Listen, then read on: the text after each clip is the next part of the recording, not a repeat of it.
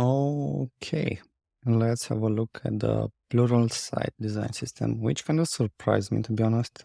It's quite good. So you have all the usual suspects, no variables yet, but the design system itself is quite robust if you need like a well optimized, especially for accessibility. This is an excellent option. You can see it's a bit like brutalistic and stuff, but and again, they have a light and dark mode, but it's just not updated to the latest Figma stuff. But yeah, I had a look around. Looks pretty solid. You get all the stuff that you need.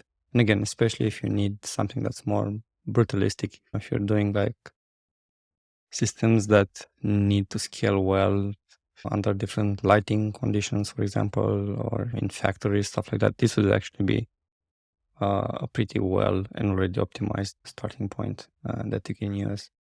They don't offer like too many examples, like full pages, but again, it's like well documented and you have everything you need around.